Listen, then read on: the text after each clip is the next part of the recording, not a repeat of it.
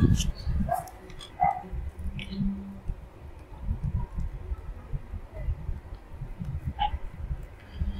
लोग जो है डेविस के अपर्दन चक्र को देख रहे थे। हम लोग देखते हैं डेविस के भौगोलिक चक्र के सकारात्मक पक्ष को।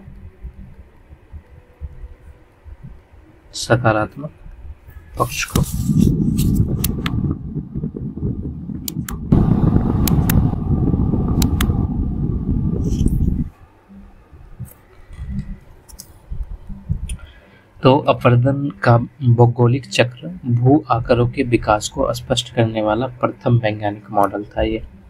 ठीक है, तो अपर्दन का भौगोलिक चक्र भू आकारों के विकास को स्पष्ट करने वाला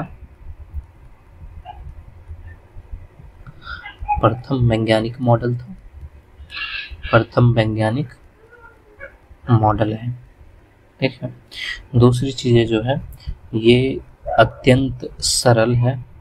ठीक है, और व्यवहारिक भी है। ये इसका सकारात्मक पक्ष है, अत्यंत सरल और व्यवहारिक है। तीसरी चीजें जो है यह मॉडल विस्तृत गहन क्षेत्रीय अन्वेषण और अवलोकन पर आधारित है। तो यह मॉडल विस्तृत तथा गहन क्षेत्रीय अन्वेषण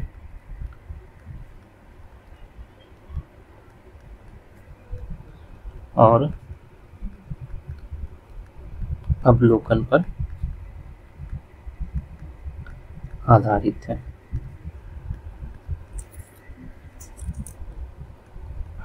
यह मॉडल आधार तल तथा नदियों के आनुवांशिक वर्गीकरण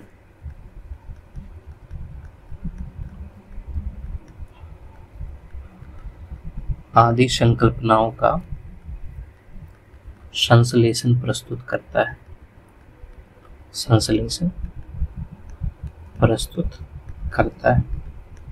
ठीक, ये इसके जो है सकारात्मक पक्ष है। इसके अलावा जो है यह मॉडल अंतर्जात तथा बहिर्जात बलों तथा इससे जनित स्थल रूपों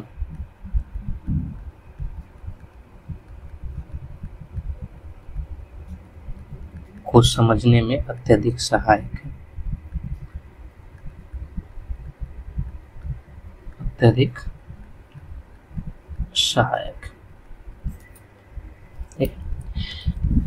इसके सहायता से जो है स्थल रूपों के विकास के बारे में भविष्यवाणी भी की जा सकती है।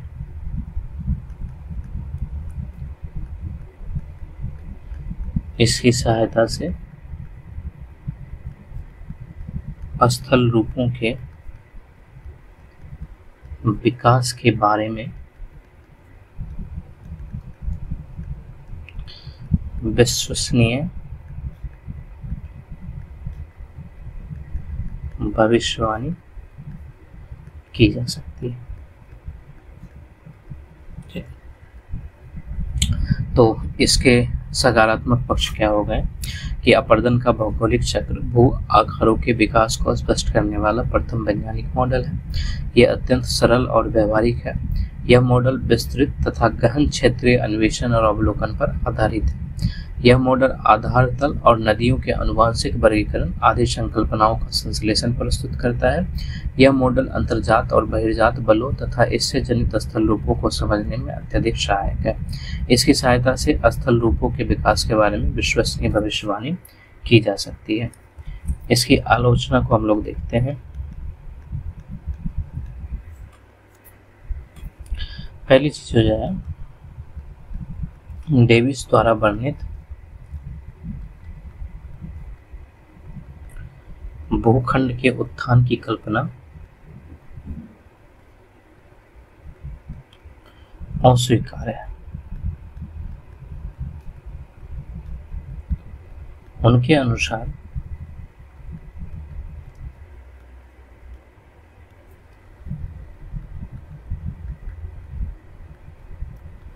स्थल खंड का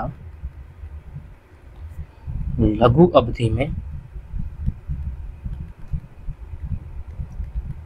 तीव्रता से उत्थान होता है, परंतु वास्तव में पटल विरूपणी बल के अधीन यह उत्थान दीर्घकाल में होता है।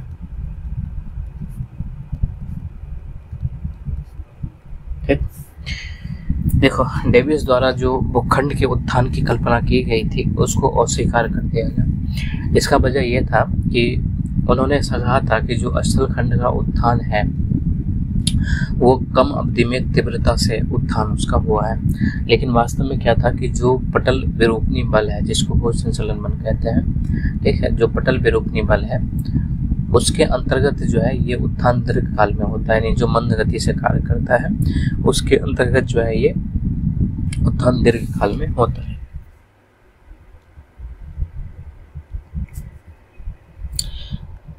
दूसरी चीज, डेविस की यह मान्यता है कि अपर्दन उत्थान पूर्ण होने के उपरांत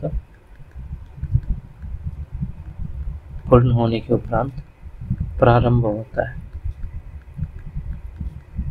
ठीक, ये उचित नहीं है। ठीक, अपर्दन उत्थान पूर्ण होने की प्रतीक्षा नहीं करता है। अपर्दन जो है वो उत्थान पूर्ण होने की प्रतीक्षा नहीं करेगा।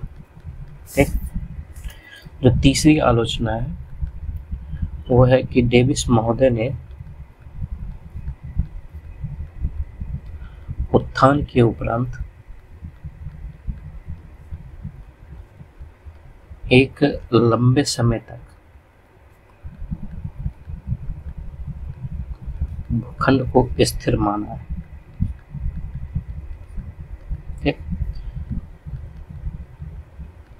वास्तविकता में ये संभव नहीं है। वास्तविकता में ये संभव नहीं है क्योंकि जो विवर्तनिकी शक्ति है,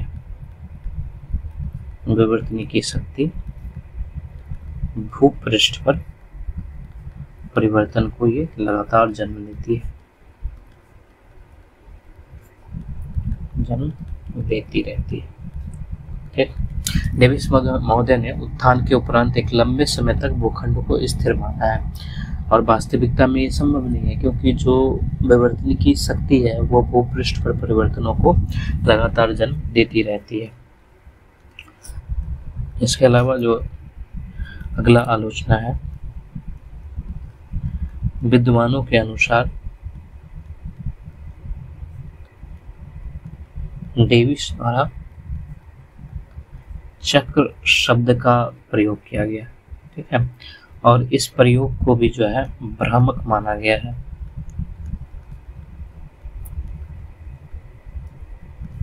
चक्र शब्द के अनुसार जहां से अपर्दन प्रारंभ होता है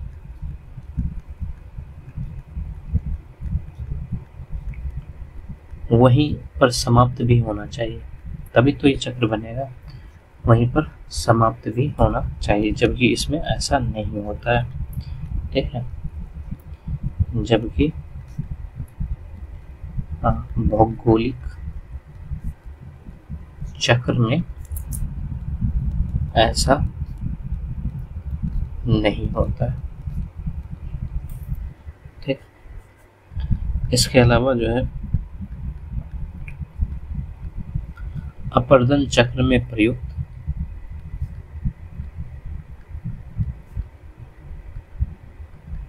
विभिन्न अवस्थाओं की तुलना मानव जीवन से किया गया है, और ये भी जो है उपयुक्त नहीं है। तो तुलना मानव जीवन से करना भी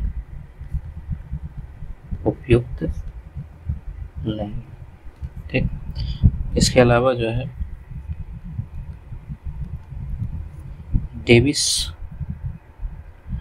डेविस ने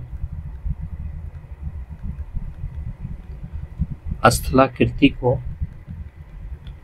संरचना, प्रक्रम वो अवस्था का प्रतिफल माना है।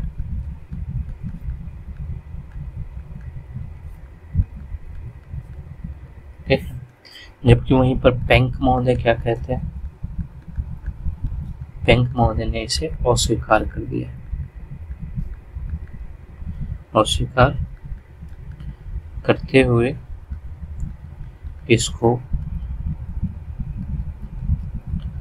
स्थल रूपों की उत्थान की दर तथा निम्नीकरण के पारस्परिक संबंधों का परिणाम बताया, संबंधों का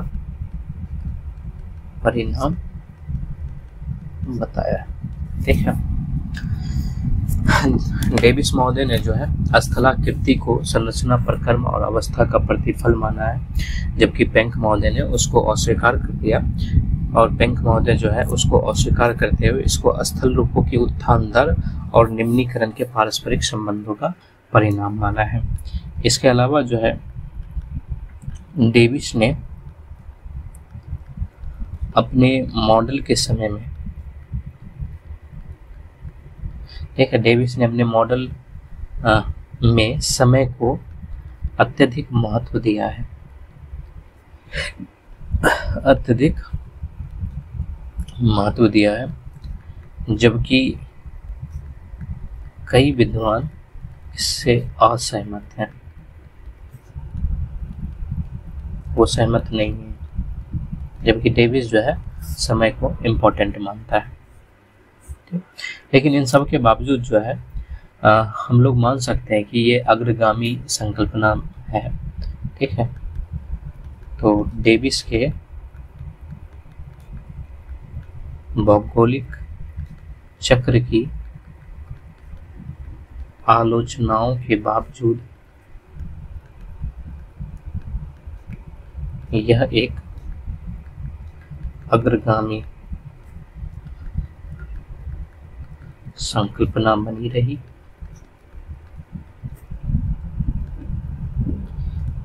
तथा कई भू आकृतिक विदों ने इसे आधार बनाकर अपने कार्य किए।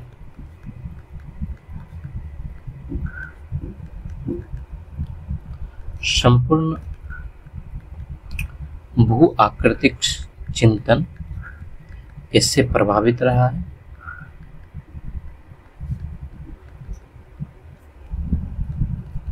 यह चक्र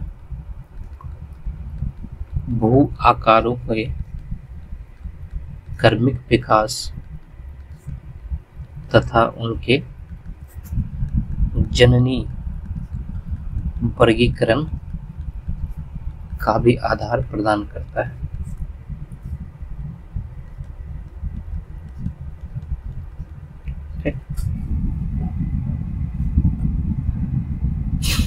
डेविस के भौगोलिक चक्र के सकारात्मक पक्ष क्या थे? तो अपर्दन का भौगोलिक चक्र भू आकारों के विकास को स्पष्ट करने वाला प्रथम वैज्ञानिक मॉडल है। डेविस का भौगोलिक चक्र, और ये अत्यंत सरल और व्यवहारिक है और यह मॉडल विस्तृत और गहन क्षेत्रीय अन्वेषण और अवलोकन पर आधारित है। तो जो है व्यवहारिक रूप से भी जो है इस वजह से मतलब ये सरल हो जाता है। यह मॉडल आधार तल और नदियों के अनुवांशिक वर्गीकरण आदि संकल्पनाओं का संश्लेषण प्रस्तुत करता है। यह मॉडल अंतर्जात और बहिर्जात बलों तथा एशियाजनित स्थल रूपों को समझने में अत्यधिक सहायक है। इसकी सहायता से स्थल रूपों के विकास के बारे में विश्वसनीय भविष्यवाणी भी की जा सकती है। इसकी आलोचना क्या था कि डेविस द्वारा वर्णित भूखंड के उत्थान की कल्पना अस्वीकार्य है। इसके अनुसार स्थल खंड का लघु अवधि में तीव्रता से उत्थान होता है, परंतु वास्तव में पटल विरूपणी बल के अधीन यह उत्थान दीर्घकाल में होता है। दूसरी चीज जो है, डेविस की यह मान्यता है कि अपर्दन उत्थान पूर्ण होने के उपरांत प्रारंभ होता है, जबकि ये उचित नहीं है। अपर्दन जो है वो उत्थान पूर्ण होने की प्रतीक्षा नहीं करता है। डेविस महोदय ने उत्थान के उपरांत एक लंबे समय तक भूखंड को स्थिर माना है, लेकिन वास्तविकता में ये संभव नहीं है, क्योंकि वो भूखंड जो है वो विवर्तनिक शक्ति की वजह से जो है वहां पर परिवर्तन होते रहेगा। विद्वान के अनुसार डेविस द्वारा चक्र शब्द का प्रयोग किया गया है, और चक्र शब्द का प्रयोग वहां पर किया जाता है जहां पर जो है मतलब जो चीजें प्रारंभ हो रही है वो वापस से वहीं पर खत्म होनी चाहिए। तो चक्र शब्द के अनुसार जहां से अपर्दन प्रारंभ होता है वहीं पर समाप्त भी होना चाहिए, जबकि भौगोलिक चक्र में ऐसा नहीं होता है। इसके अलावा जो है अपर्दन चक्र में प्रयुक्त विभिन्न अवस्थाओं की तुलना मानव जीवन से करना भी उपयुक्त नहीं है। डेविस ने स्थलाकृति को संरचना, प्रक्रम और अवस्था का प्रतिफल माना है। पेंक महोदय ने इसे अस्वीकार करते हुए इसको स्थल रूपों की उत्थान की दर तथा निम्नीकरण के पारस्परिक संबंधों का परिणाम बताया है। डेविस ने अपने मॉडल में समय को अत्यधिक महत्व दिया है, जबकि कई विद्वान इससे असहमत है। डेविस ने भौगोलिक चक्र की आलोचनाओं के बावजूद यह अग्रगामी संकल्पना बनी रही है और कई भू आकृतिक विदों ने इसे आधार बनाकर अपने कार्य किए हैं। संपूर्ण भू आकृतिक चिंतन इससे प्रभावित रहा है और यह चक्र भू आकारों के क्रमिक विकास तथा उनके जननी वर्गीकरण का भी आधार प्रदान करता है। ठीक, अब हम लोग देखते हैं वॉल्थर पेंक की संकल्पना।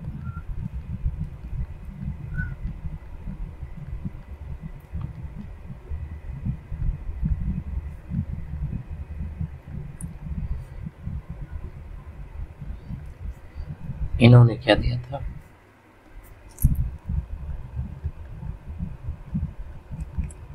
वॉल्थर पेंक जर्मन भू आकृतिविद थे।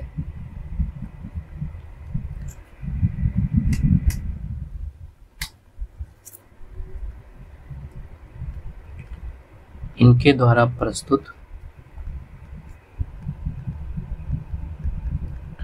स्थल रूपों के विकास का मॉडल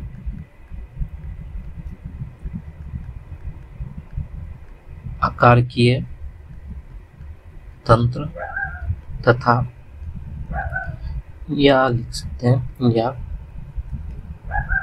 आकारकीय विश्लेषण पर आधारित है, या आकारकीय विश्लेषण के नाम से जाना जाता है।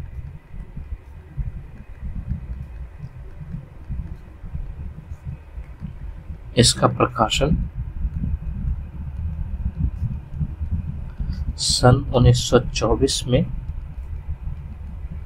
पेंक महोदय की मृत्यु के पश्चात किया गया था। मृत्यु के पश्चात हुआ। ठीक,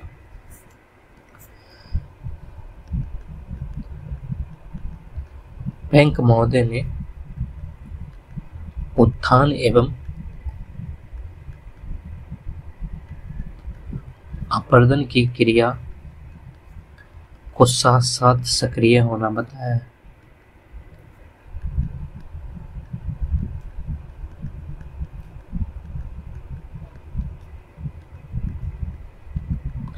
पेंक के अनुसार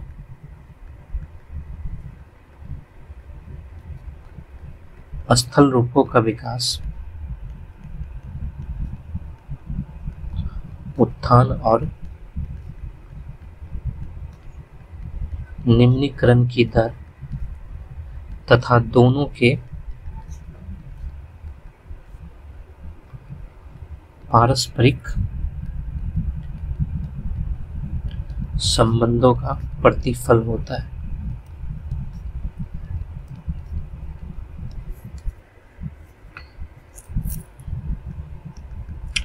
पेंक ने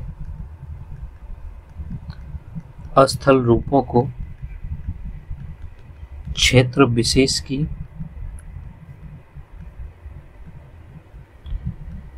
विवर्तनिकी घटनाओं से भी संबंधित किया। अतः यह विवर्तनिकी आधारित मॉडल है।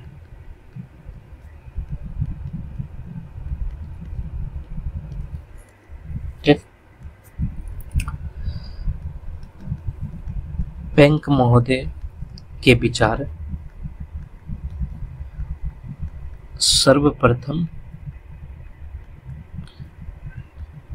जर्मन भाषा में प्रकाशित हुए तथा कठिन शब्दावलियों के कारण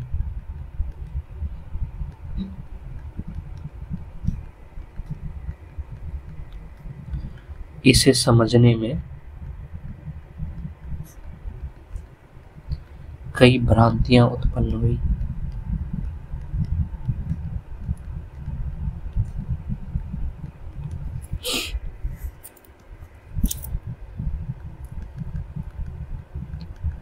पेंक महोदय ने चक्रीय संकल्पना को महत्वहीन करने के लिए अवस्था शब्द का प्रयोग नहीं किया।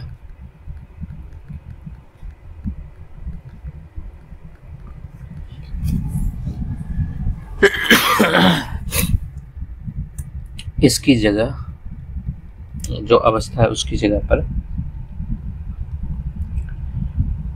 इटिबिक्लुंक इनके विक्लुंक शब्द प्रयुक्त किया है, जिसका अर्थ विकास यानी कि डेवलपमेंट होता है। ठीक,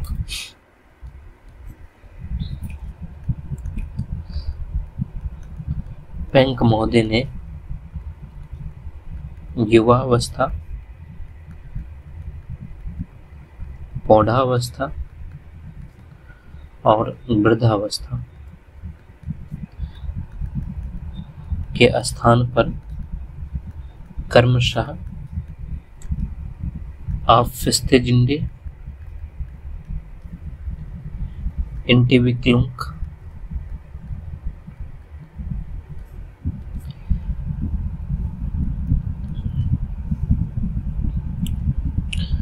Glitch farming,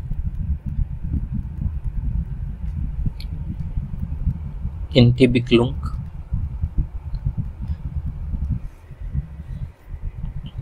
तथा आवस्तीजिंडे Entwicklung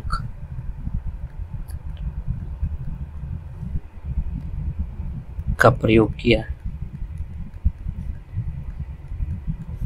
ठीक,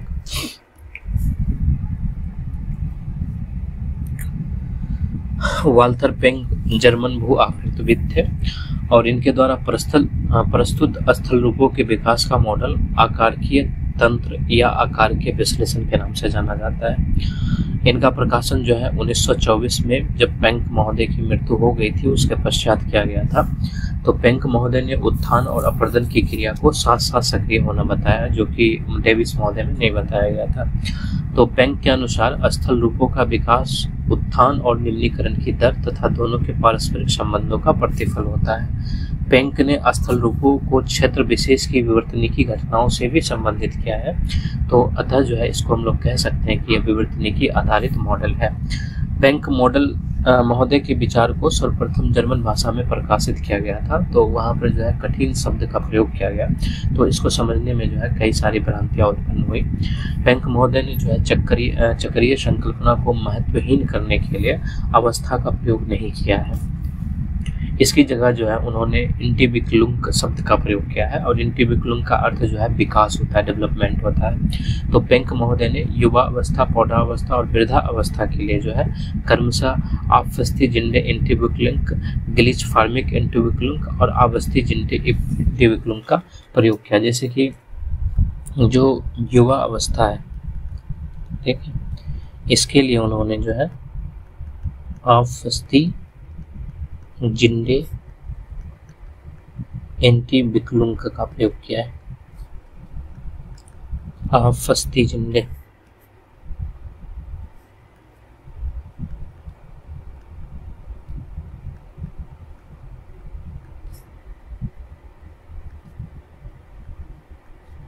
इंटीविक्लुंग, इसका अर्थ क्या है? और इसका अर्थ क्या होता है कि बढ़ती दर से विकास, ठीक है। इसके अलावा जो है उन्होंने पौधा अवस्था का प्रयोग किया। पौधा अवस्था के लिए जो है ग्लीच फार्मिंग का उपयोग किया। ग्लीच फार्मिंग इंटीविक्लुंग, ठीक है।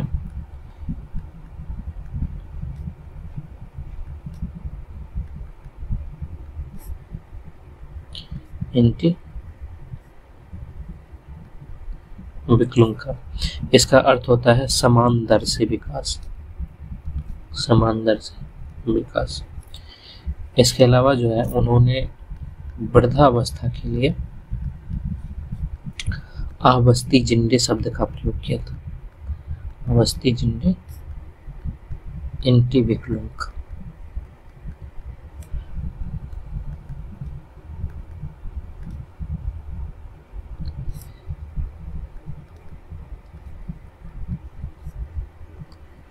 और इसका अर्थ होता है घटती दर से विकास की प्रावस्था, ठीक है। तो उन्होंने जो है आवस्थिजिंडे इंटीविक्लुंग, ग्लीच फार्मिक इंटीविक्लुंग और आवस्थिजिंडे इंटीविक्लुंग शब्द का प्रयोग किया था। पेंक ने उत्थान के पूर्व स्थल खंड को प्राइमरम्प नाम दिया है, और ये जो प्राइमरम्प है यह आकृति विहीन प्रायः समतल मैदान है, समतल मैदान है, जिसके उत्थान के साथ ही स्थल रूपों का विकास प्रारंभ हो जाता है। स्थल रूपों का विकास प्रारंभ हो जाता है।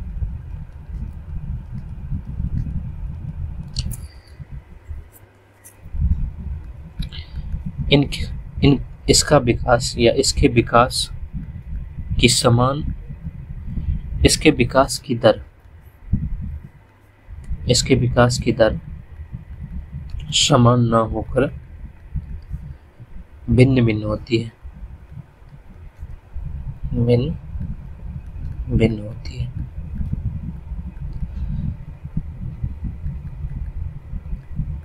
प्रारंभिक अवधि में उत्थान धीमी गति से होता है,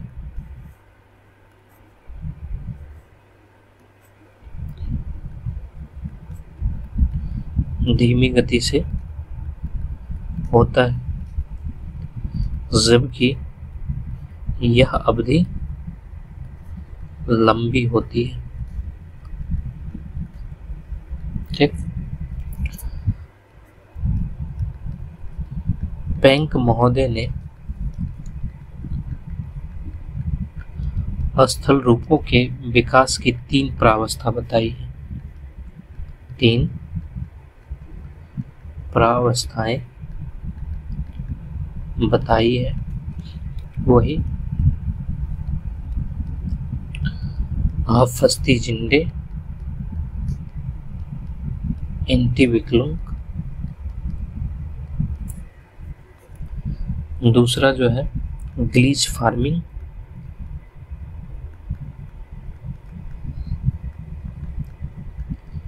एंटीविक्लुम। और तीसरा जो है आवस्थी जिंडे एंटीविक्लुम। ये 3 अवस्था जो है उन्होंने पेंक महोदय ने बताया है। ठीक है, स्थल रूपों के विकास की 3 प्रावस्था बताई है। हम लोग जो है पहले देख लेते हैं एक आवस्थी जिंडे एंटीविक्लुम को। आवस्थी जिंडे एंटीविक्लुम, इसका अर्थ क्या था? इसका अर्थ था बढ़ती दर से विकास। ठीक, ये वाला जिसको युवावस्था कह सकते हैं। ठीक है, इसमें क्या होता है, यह स्थल रूपों के विकास की प्रथम प्रावस्था है।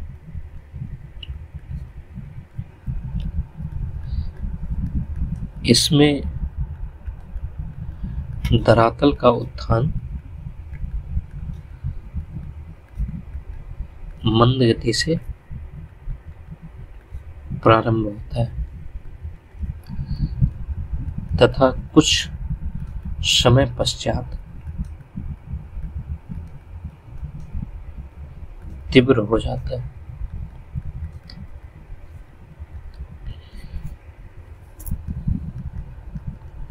इस प्रावस्था में उत्थान और अपरदन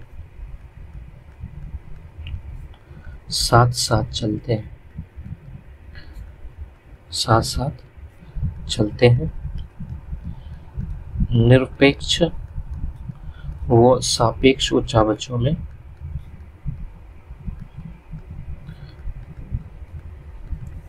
निरंतर वृद्धि होती रहती है।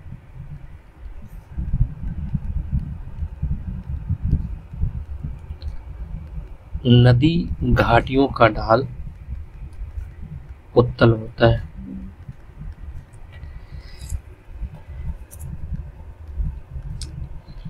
इस प्रावस्था में घाटी के गहरे होने और पार्श्व ढालों में वृद्धि होने में प्राइमर रंफ का सोपान सदृश संरचनाएं बनती है। ठीक है, तो इस प्रावस्था में घाटी के गहरे होने से तथा पार्श्व ढालों में वृद्धि होने से प्राइमर रंफ पर सोपान सदृश संरचनाएं बनती है, जिन्हें पिडमॉन्ट ट्रेपेन कहा जाता है।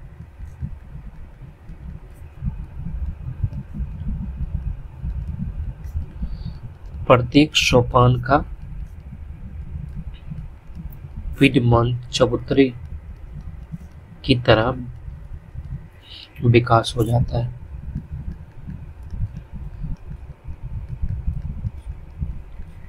जिन्हें या जिसे बैंक ने पिडमॉन्ट फ्लैश कहा है।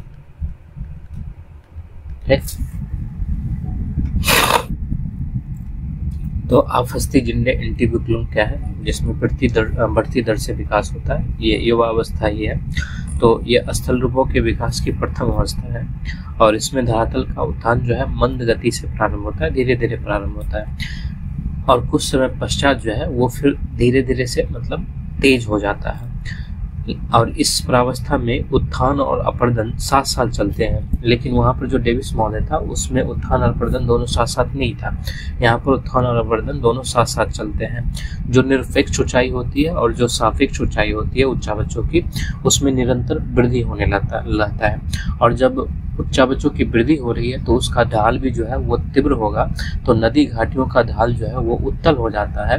और इस प्रावस्था में घाटी के गहरे होने से और पार्श्व ढालों में वृद्धि होने से जो है प्राइमा रंप सोपान सदृश संरचनाएं बनती हैं, जिन्हें पिडमोंट ट्रैपेन कहा जाता है। और प्रत्येक सोपान पर पिडमोंट चबूतरे की तरह विकसित हो जाता है, जिसे बैंक ने पिडमोंट फ्लैश कहा है। इसके अलावा जो दूसरा इनका है वो है ग्लिच फार्मिंग, ये वाला।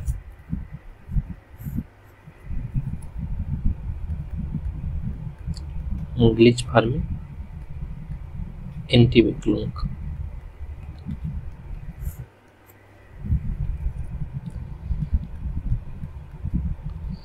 इसका अर्थ स्थल रूपों के समान विकास की परावस्था से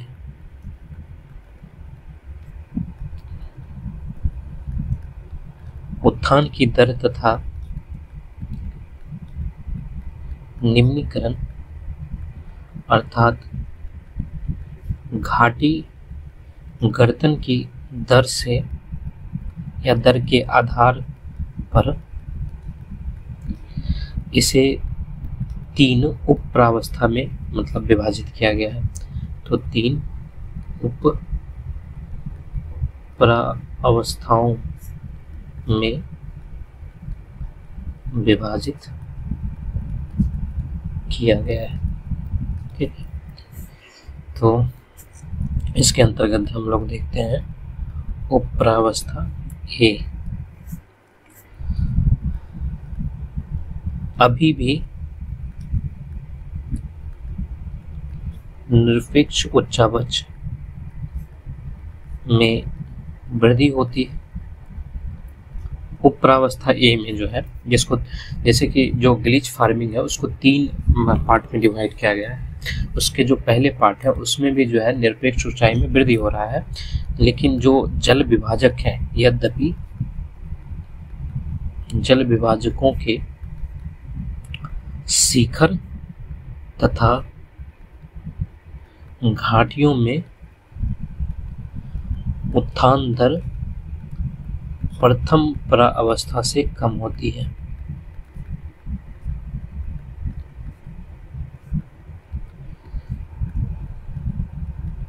जल विभाजकों के अपरदन व घाटी गर्तन की दर समान है, अतः सापेक्षिक उच्चावच स्थिर है। अतः इसे समान विकास प्रावस्था कहते हैं, समान विकास उप प्रावस्था कहते हैं। ठीक है, इसमें जो पार्श्व ढाल है वो सीधा रहता है। ठीक, इसके अंतर्गत जो उप प्रावस्था बी है, अब जल विभाजकों के शिखर, अब जल विभाजकों के शिखर के उत्थान व अपरदन में समानता आ जाती है। अतः निरपेक्ष उच्चावच स्थिर हो जाते हैं।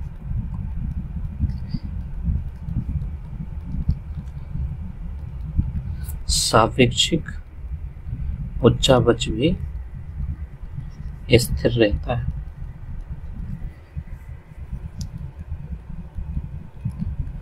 समांतर निवर्तन के कारण घाटी का पार्श्व ढाल अभी भी सीधा रहता है। यह भी समान विकास वाली उपप्रावस्था है। ठीक,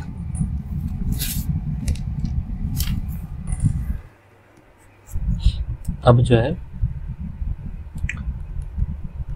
उपप्रावस्था सी को देखते हैं। स्थलखंड का उत्थान रुक जाता है।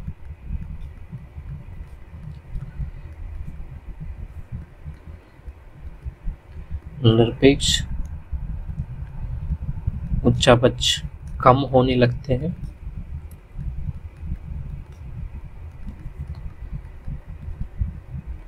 सापेक्षिक उच्चापच स्थिर रहता है और यह उपप्रावस्था भी समान विकास की उपप्रावस्था है। ठीक है,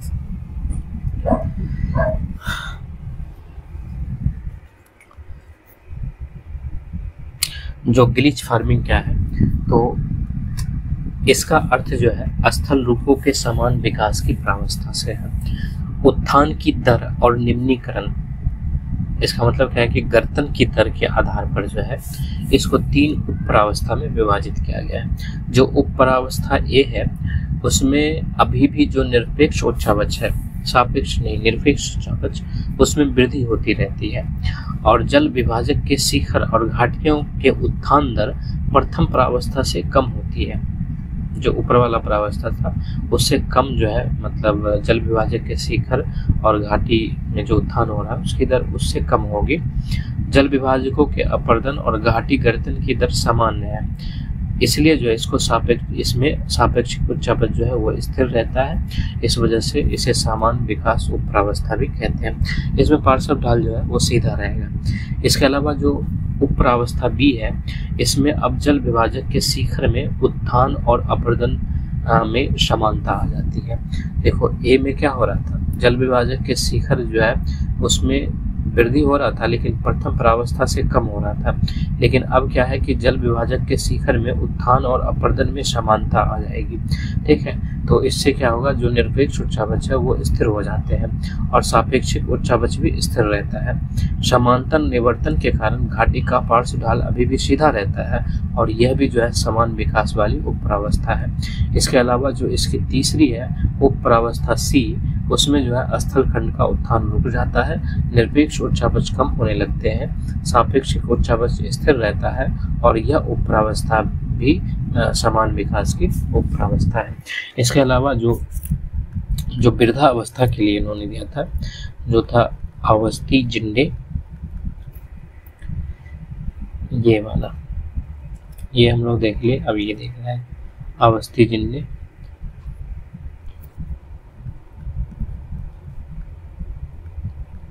इंटिविकुलम,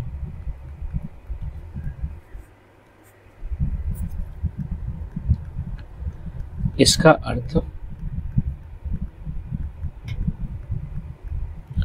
स्थल रूपों की घटती दर से विकास की प्रावस्था से है।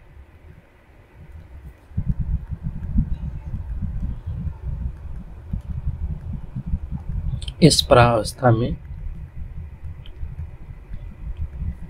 क्षैतिज अपर्दन अधिक होने लगता है। या अधिक होने के कारण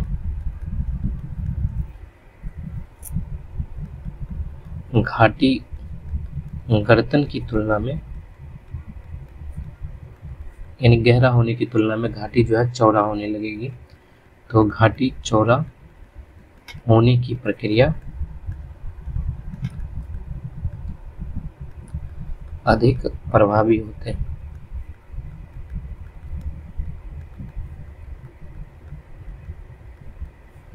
निरपेक्ष उच्चावचों में तेजी से कमी आती है।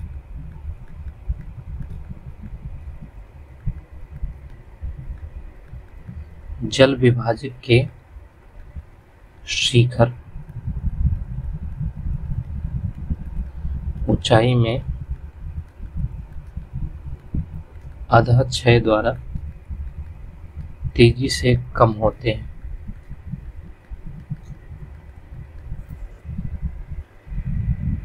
तेजी से कम होते हैं। अतः सापेक्षिक उच्चावच में भी कमी आने लगती है।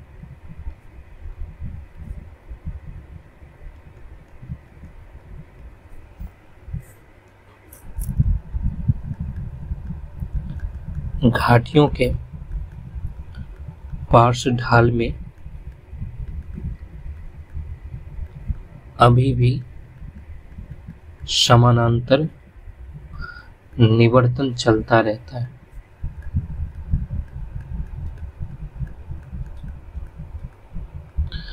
अब घाटी के पार्श्व ढाल के दो भाग होते हैं।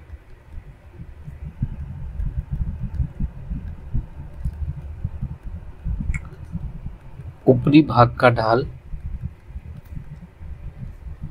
खड़ा होता है,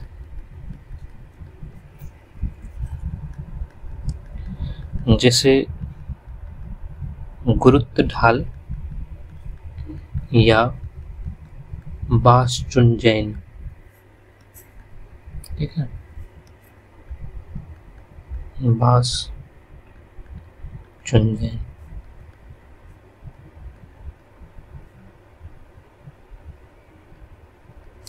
बासचुंजैन कहते हैं।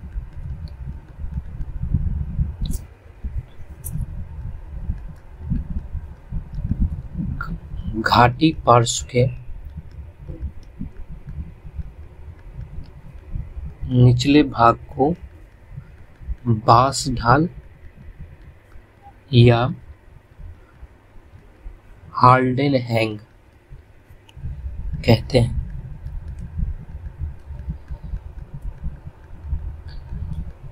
गुरुत्व ढाल में कमी के कारण हाल्डेन हैंग का विस्तार होता है।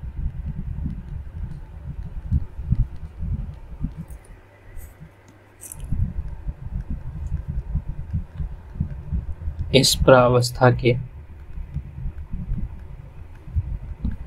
अंतिम चरण में बासचुंजैन का इतना ह्रास हो जाता है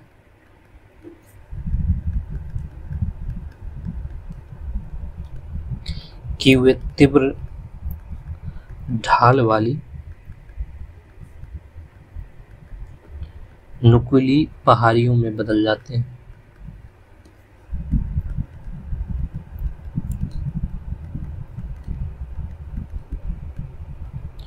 इन्हें इंसेलबर्ग कहते हैं।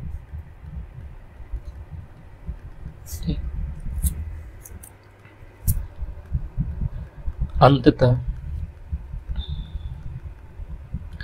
इंसेलबर्ग भी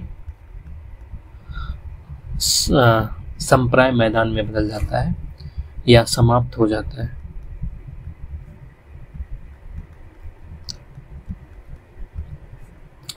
तथा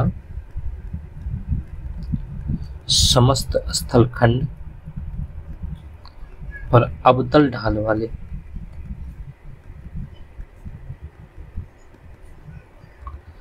हाल्डेन हैंग का विस्तार हो जाता है।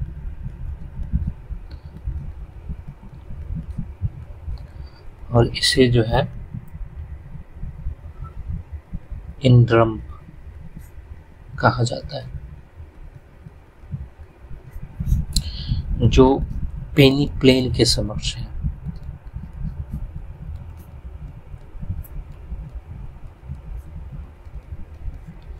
ठीक।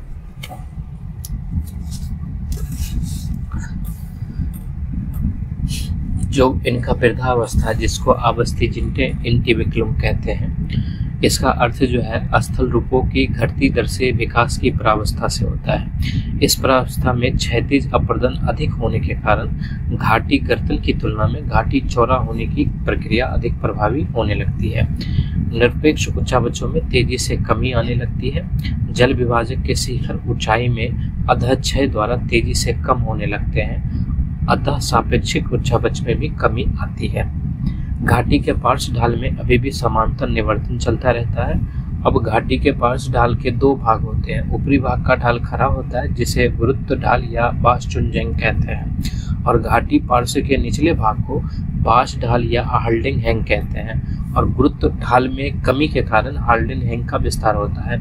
इस प्रावस्था के अंतिम चरण में बासचुनजेंग का इतना ह्रास हो जाता है कि वे तीव्र ढाल वाली नुकीली पहाड़ियों में बदल जाते हैं। इन्हें इंसलबर्ग कहते हैं, और इंसलबर्ग भी जो है अब धीरे धीरे समाप्त होने लगेगा और समस्त स्थलखंड पर अवतल ढाल वाले हाल्डिंग हैंग का विस्तार हो जाता है। इसे इंड्रम्प कहा जाता है, जो पेनीप्लेन के समक्ष होता है। हम जो है इसको ग्राफ बना के दिखाते हैं।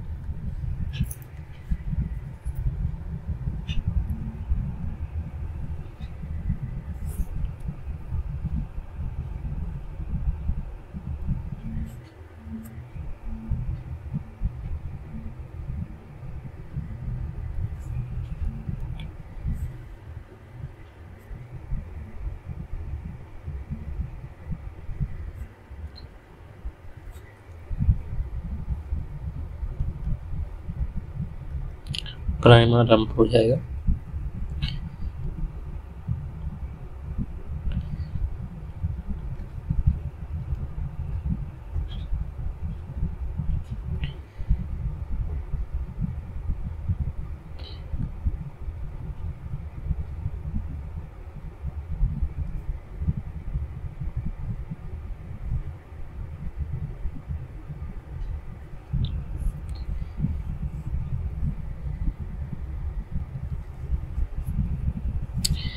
ये पूरी एक अवस्था है, ठीक, और ये पूरी एक अवस्था है, और ये पूरी एक अवस्था है। जो ये बीच वाली अवस्था है इसको 3 पार्ट में बांटा गया है। इस पे हम लोग डिस्कस कर रहे थे ABC, ठीक है। तो ये इसको हम लोग पहली अवस्था कह सकते हैं, ठीक है। इसको हम लोग दूसरी अवस्था और इसको हम लोग तीसरी अवस्था कह सकते हैं। इसको हम लोग तीसरी अवस्था कह सकते हैं। तीसरी अवस्था में क्या होगा कि ये जो दिख रहा है संरचना, ये गुरुत्व ढाल के अधीन जो यहाँ पर इंसेलबर्ग बन रहा है, और धीरे धीरे ये भी समाप्त होते चला जाएगा, ठीक है। इसको जो है हम लोग बास ढाल बोल रहे थे, ठीक है। ये x ये y हो जाएगा, और ये समय इधर है, ठीक है। इधर ऊंचाई है, ठीक।